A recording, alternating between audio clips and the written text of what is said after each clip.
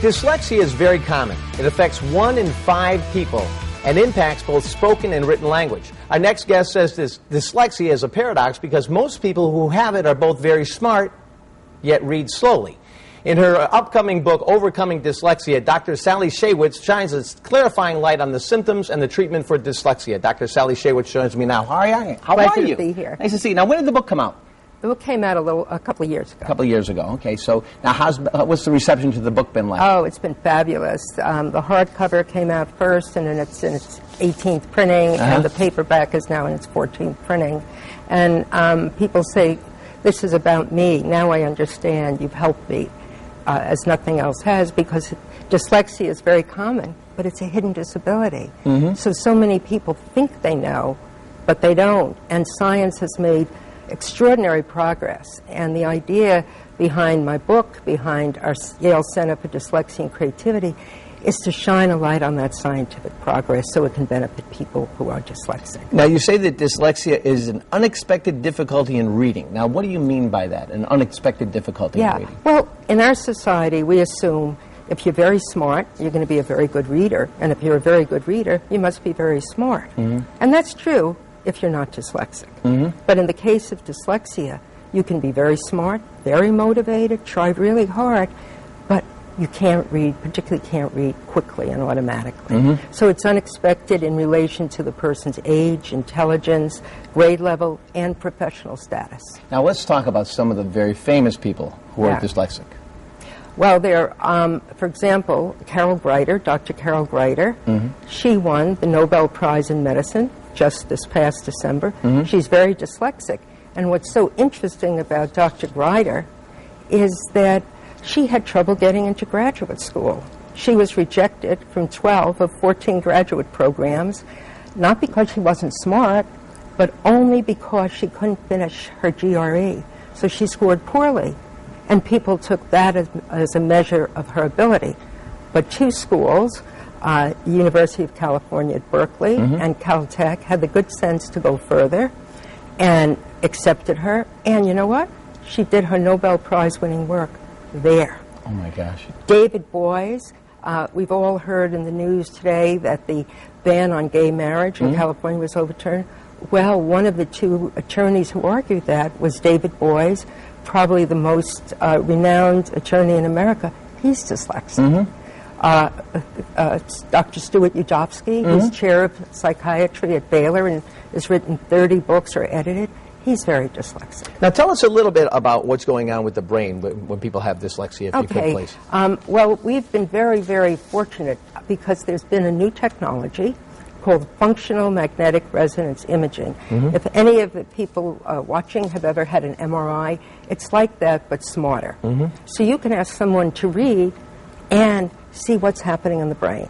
And so I think what people are seeing is on the left is the left side of the brain, and you can see there are 3 areas that are highlighted. 1 in the front of the brain, that's the green, and 2 in the back. So when a typical reader reads, those 3 areas become activated, they're working. When a dyslexic person reads, the area in the front becomes super activated, the green. But take a look, those 2 areas in the back are not activated. And what's important, especially that area in yellow, it's called the word form area. And that area is the area that allows people to read automatically. You know, when it's a pleasure, you see the word, you don't need to think about it because it's automatic. Now tell us how it also affects the spoken word, the spoken language. Well, what people may not be aware of is that reading is based on a foundation of spoken language. So the primary difficulty really is hearing the individual sounds in spoken language. So people who are dyslexic hear them fuzzily. They're not as clear and as crisp. So, for example, somebody's put on the spot on a test. Tell me the 5 reasons. They may have explained it to their peers and know it really well. But when it comes time to pull out the right word, they go, or they may say a word that sounds like it. I'll give you another example. A little girl was in school, and her teacher showed her a picture of a volcano. And the teacher said to her, "What's this?" And she says, "It's a tornado." And the teacher said, "Well, don't you know what a volcano is?" And once she heard it, she said, of course, oh, it's a mound with a big hole. So she knows it, but if you rely on her ability to read it quickly or to say it quickly, you're going to mistakenly think she can't when she can, and this little girl is dyslexic. Wow. How about the Sea of Strength model? Explain that to us. Okay. Well, the Sea of Strengths grew out of our increased understanding of what dyslexia is all about. And what it is, it's not only a reading problem. It's a whole way of thinking, a good way of thinking. So what we have developed... I think we have a shot of the Sea of Strengths model. Can we bring that up on the screen? There we go. Thank you. So the way we conceptualize the Sea of Strengths, and that's discussed in my book, Overcoming Dyslexia, is there's an encapsulated weakness so that the person reads slowly. Neurobiologically, they can't help it. Their brain is wired that way. But at the same time, that weakness is surrounded by a sea of strengths in higher level thinking and reasoning. So, for example, reasoning, concept formation, creative thinking, problem solving, critical thinking, all these higher level skills, people who are dyslexic have them to an extraordinary degree. We never measure them in school.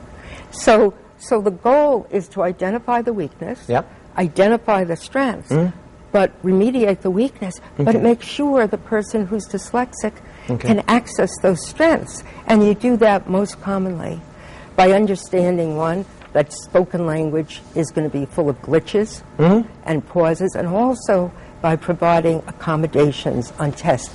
That is, people who are dyslexic, because of the way their brains work, they can't help it. Not a matter of smartness. They might need a little more time to test and everything else. They need extra time. Right. And go ahead. Excuse me. I just really wanted. Could you tell us a little bit about the new therapy that's going on over there at Yale? Okay. Well, we've learned very well how to remediate the accuracy, so kids can sound out words, but they don't get automatic. So what we're doing at Yale is a very exciting study, the first of its kind, really, where we're looking at a medication that would improve fluency and help children read more rapidly and automatically. So right now we have a very active study going on where children come in ages 10 to 16, and we measure how their academic skills, their cognitive ability, and they get brain imaging, cost-free. And the study is to see, can this help improve fluency in children who may have attention problems and or reading problems. All right, can we let's put the information up on the screen if you'd like more information about this study that's going on at the Yale Center for Dyslexia and Creativity. Take a look at the information there. This is certainly something I'm sure a lot of people have questions about, and if you'd like to find out more information, that's the place to go. Of course, you can visit our website, WTNH.com, and click on Connecticut Style. Doctors.